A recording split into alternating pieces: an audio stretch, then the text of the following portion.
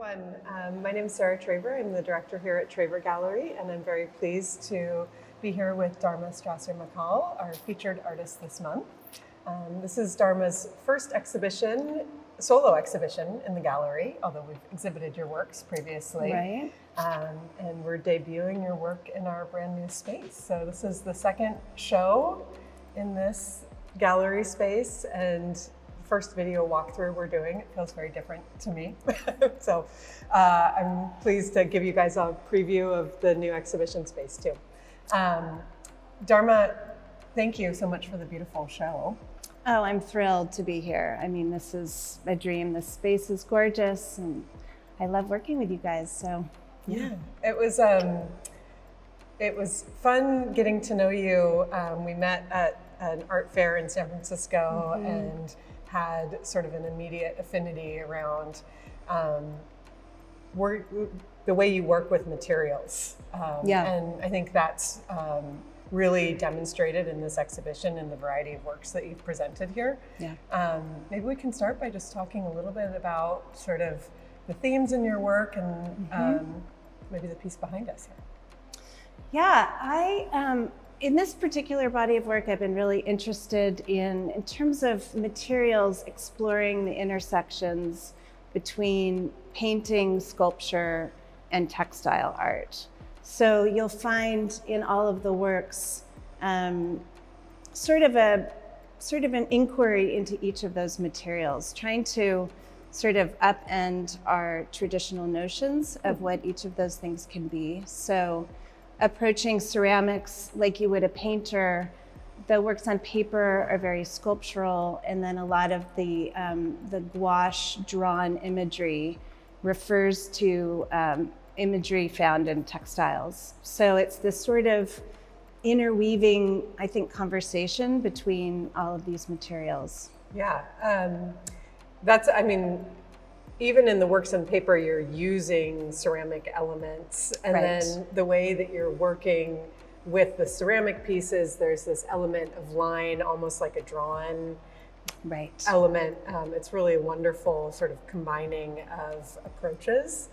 Yeah, I mean, that really talks a lot about my history. I grew up with a father who's a painter and spent my childhood really just drawing on the floor of his studio. And art was just a part of everyday life. It was sort of how you expressed yourself when you had free time. So that was a huge gift. And then I also took ceramic class as a kid, sort of found it again in college. I was on the path to be an anthropology, archaeology major. That was the plan. And then I took a ceramics class and basically just spent every waking moment that I wasn't working on classwork in the ceramics studio.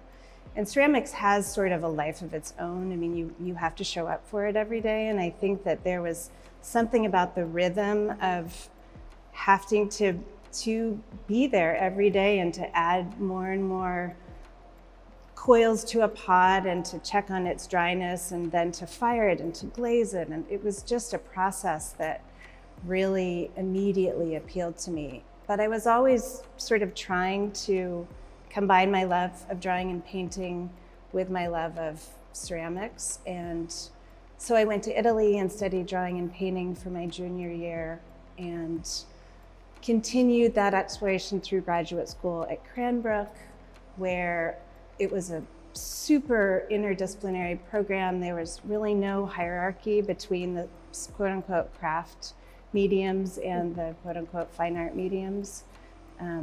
So that was another gift, was that basically whatever idea you had, you would find the best material to speak about that idea. So it could be in painting, but it could be in clay or metal or textile.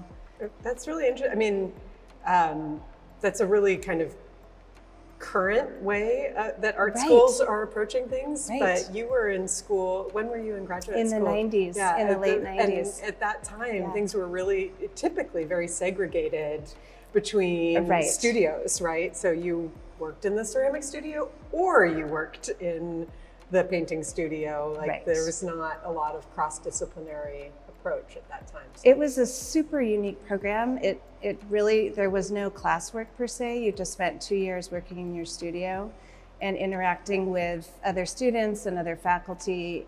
And so there was just a huge cross-pollination of ideas. You were able to work in other departments when you wanted to. So that sort of gave me the idea that I didn't have to be fixed in any particular place in my art. But then I was really a ceramic sculptor when I left that program. And I was teaching, my husband and I were both teaching. We had a month off in Spain in the early 2000s. And it was the first time I didn't have a ceramic studio at my disposal. And, you know, we had a long time to be there. We had, you know, over a month. And so I brought paper and paint and these little tiny ceramic almost buttons that I had made sort of offhand. And I just started sewing them onto paper during this month. And it became a 20-year sort of exploration of that sort of dance between sculpture and painting and ceramic and painting, which is what is in the show. Yeah. Let's look at some of the work. Yeah. So this is a large piece for you. I've really played with scale in this show in a way that's pretty exciting to me. I've been trying to figure out how to make work that is essentially my body, you know, if I stretch it. Mm-hmm. So yeah, there's an interest in really engaging space in a different way, I think, in this show. And the title of the piece is Tidal. The title of the piece is Tidal. Just tidal as in water. As in tidal, as in water. My studio is in an industrial part of Sausalito that's right off the water, and I spend almost every studio morning walking before I get into the studio. And so I walk along the water's edge, and there's basically a line of in the sand usually where the waves have repeatedly come up and left these very fine lines. And so this bottom line sort of mimics that wave pattern that I'm so familiar with. Can you talk, so for everybody who's watching, this piece is made of porcelain, hand-worked porcelain. Hand rolled, attached Icelandic porcelain, which is a really sort of white, pure porcelain that then I wedge raw pigment into the porcelain to get all of these different colors. And what that allows me to do is have a matte finish, and the pieces do not attach to one another. I mean, if this were glazed, it would be static. So it allows for movement, and it also allows me a lot of flexibility. So if one of these pieces cracks, I just reattach a wet piece of porcelain and keep going. The pieces are fired anywhere from 5 to 10 times in the kiln to get. Why is that?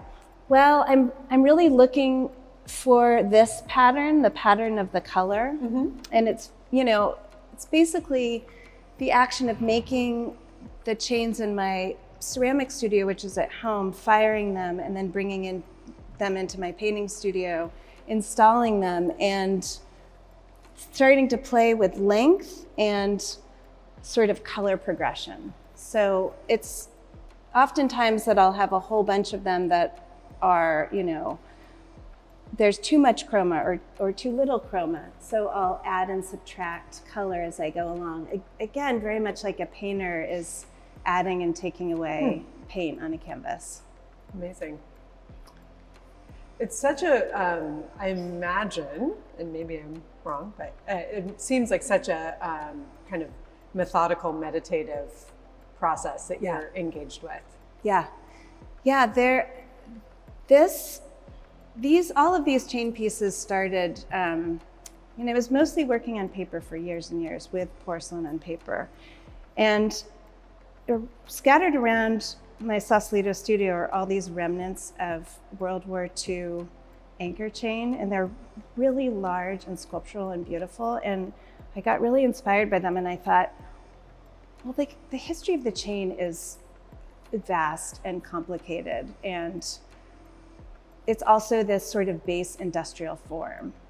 And what's if I created sort of a new narrative for the chain and infused it with delicacy and color? So I started to make these pieces, and then literally 2 weeks later, the pandemic hit. And at that point, I had 2 kids in elementary school, 1 kid in middle school. I was homebound in a major way, and my painting studio was closed. So I just started working on these ceramic chains for basically the entire pandemic. And they were both this sort of wonderful balm to get me through that time. I mean, it gave me a purpose, it gave me a project, but it also started to mimic what was going on at that time. So each of these links is, as I said, handmade, attached to one another, and physically they depend on one another, and they live in this larger community. So it felt like a really interesting metaphor for our time during COVID, where, we were both, it was wonderful. There's wonderful parts about it. We were able to slow down. We were able to be in nature in a more robust way. I noticed color so much because I was out in nature, noticing like bright color. And when I came out of COVID, I just wanted to work with color. I just wanted to like push it as far as I could go. But, and the other side of the pandemic was that it was challenging to be at home in each other's spaces 24/7, a family of 5. And so, the chains speak to that as well. Yeah, for sure. Let's take a look at one of the works on paper. This is a very large piece as well. Yeah. And hopefully we can catch on the video some of the details in here, because it's quite remarkable the way you've combined, as you said, the sort of elements of textile, stitching and painting, and then also the ceramics. These pieces start with a Japanese paper that's done in die batches by a family in Japan, and the paper is called Izumo Mingai.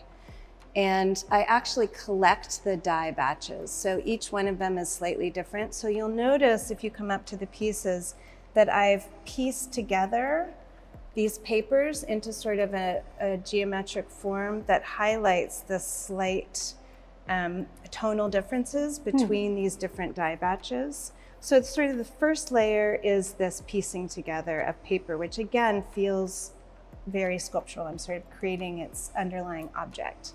And then I go through with gouache, which is like an opaque watercolor. And then once I've done that, I go back into my ceramic studio with a bunch of color swatches, and I hand dye porcelain so that it matches the gouache.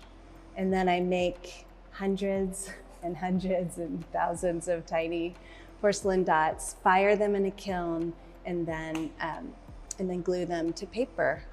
So that's the process. And in many cases, in many of the works on paper, they're referencing a language of geometric abstraction, which is what I've leaned into in this particular show. And this piece, to me, has a really clear relationship with one of the sculptural pieces in the show. Yeah. We can kind of walk over there and take a look at that.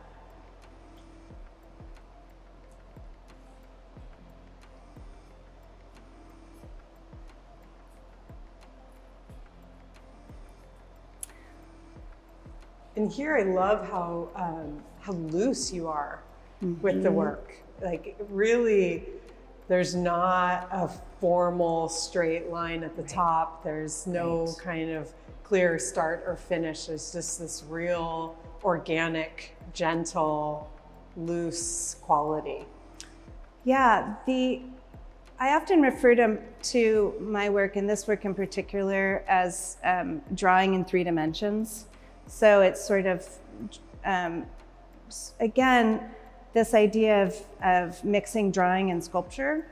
And this is the last piece that I made for the show. And I was, again, really curious about how to interact with the space, do a large site-specific work that that really felt like it was about drawing and line. And the process of making it was also very loose. I mean, I started with really brightly colored chains and amassing them in all sorts of forms across the wall. And I essentially took away. I just kept taking chains away so that it sort of distilled to a form and a color relationship that I liked. But I feel like moving forward, these pieces can occupy really large expanses of space, and that's really exciting to me, that they can grow and morph. And also they can change depending on where they're installed. Mm-hmm. So the same pieces can change form. Yeah. So yeah, this is probably the closest to a new direction that I have. The shadow play on this piece is pretty wonderful too. You get this almost second, third layer to the artwork, depending on how you light it. And depending, like in the studio, it's not lit, but I'm responding to the light that moves through it throughout the day. And so it changes all the way through. And that's just a really wonderful sort of side component to the work. Over here, you have another work on paper. You mentioned geometric kind of abstraction in your work. I think that really, this piece is a great example of that, where you're playing with these sort of more formal lines in space and composition. Yeah, I've been looking at a lot of textile art recently, and I was looking at the work of Annie Albers, whose geometric weavings were just really inspirational for the work on paper in this show. And it also got me thinking about sort of our human propensity for finding geometric abstraction in nature. And I mean, humans have been making abstract work since the time of cave drawings. And there is like a very strong human desire to locate pattern in nature and to mimic it. And so I spend a lot of time, as I said, walking in the morning, and I photograph a lot of patterns in nature, and I also photograph a lot of the built world, the man-made world, and the sort of overlap between what nature and how humans have sort of adopted those forms is really interesting to me.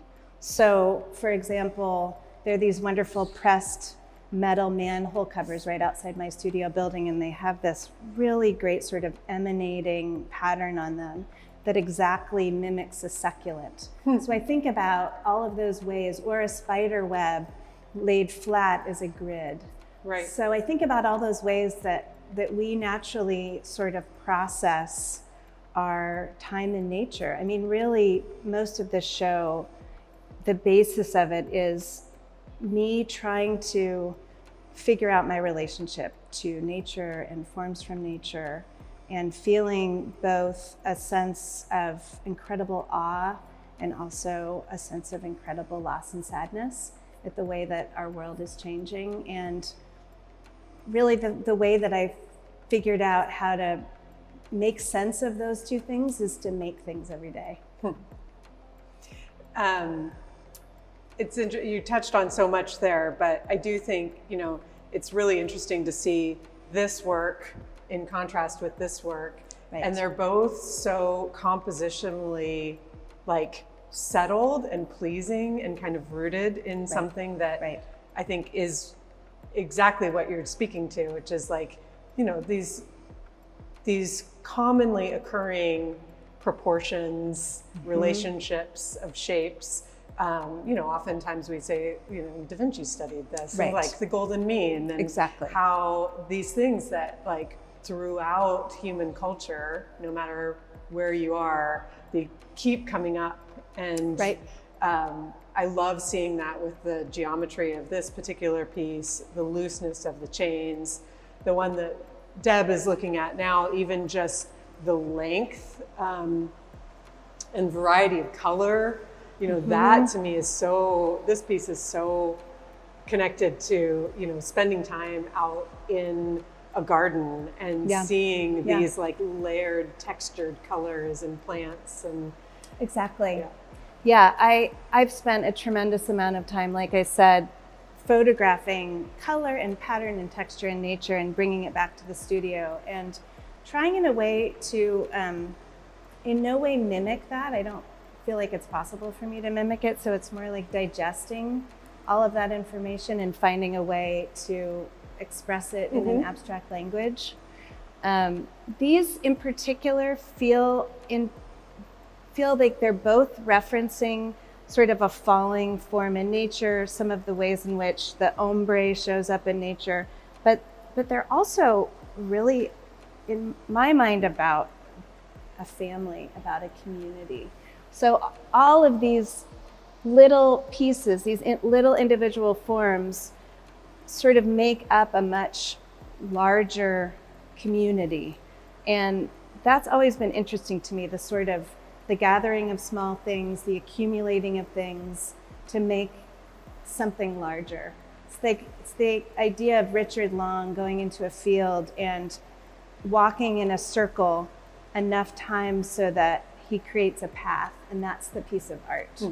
And I feel like there's so much about my work that is about sort of invisible accumulation that sort of accrues and accrues to create something finally visible.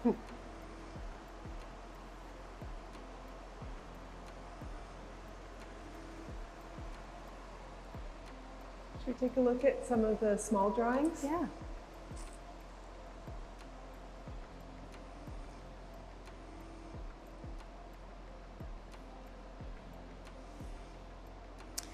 So in many ways, I think about these small works on paper as material studies, as compositional studies. So I'm always really curious about using new materials, and I'm less interested in something that has a defined purpose and more interested in material forms that I can manipulate and create my own language with. So for example, in this piece, these are all leather. So I've taken basically a Japanese hole punch and created all of these sort of leather forms that really subtly add dimension and slight relief to the work on paper. So leather, felt, feather, I've used a lot of materials in sort of an untraditional way to create compositions that hopefully give the viewer a sense of surprise as they come up to it. It looks like a straight painting from far away, and then you spend time up close and you notice that there's this very subtle relief sculptural element that might have a material you're familiar with or might not. And also the leather, of course, has this sort of connotation with luxury, and what's if I used it sort of as a more base medium. This piece in particular was inspired by textile work, and a lot of the textile work I've been looking at, of course, is this sort of weaving together of a different color and line work. And I thought, what's if I sort of took that technique and translated it to painting? So these are all individual hand-drawn gouache lines that sort of interact to form what looks like, again, a weaving from far away, and up close, you realize that it's a work on paper. Yeah, I think throughout the exhibition here and throughout your work in general, I think as a viewer, you have this wonderful sense of discovery when you approach your work. Like you, from a distance, it appears as one thing, and as you approach it, you see more and more and more detail within it. Yeah. Whether it's in these smaller, almost kind of sketch-like drawings, where there are these very subtle, like a painted line becomes a stitched line, becomes a series of little ceramic dots, Right. or just these like the slight tonal differences in the paper, or the tonal differences in the ceramics and the more sculptural pieces. It's this really wonderful, subtle, quiet, like movement through materials that is really special. Thank you. Yeah, it really mimics what I do in the studio, which is just a huge amount of daily exploration. I mean, I basically go in every day, 9 to 5, Monday through Friday, and I pick up my materials and I start to experiment with them. And I throw away a lot of work. I make a lot of work that doesn't end up being shown because I'm trying to sort of distill the idea down to the essential form. And what you end up with is a very sort of delicate relationship between all of these parts that have been sort of slowly, methodically made by hand. It's really important to me that I work with my hand every day. I'm not really interested in automating any of the process because that sort of daily handwork is what is interesting to me. Yeah, and your hand is very evident in the work. It's really, I hope so. Yeah, it is. I mean, I'm not actually looking for perfection at all. I'm actually looking for that sort of wabi-sabi idea of imperfection that really you experience when you're intimate with the work. It's really really needs sort of careful, close up viewing. Well, Dharma, thank you so much for walking through the exhibition with us. I hope everyone will take the time to check out the full show online or in person. The show's up through the month of May. The title of the exhibition is Intersection. Well, thank you, Sarah. Yeah. Thank you, Team Traver. Yeah.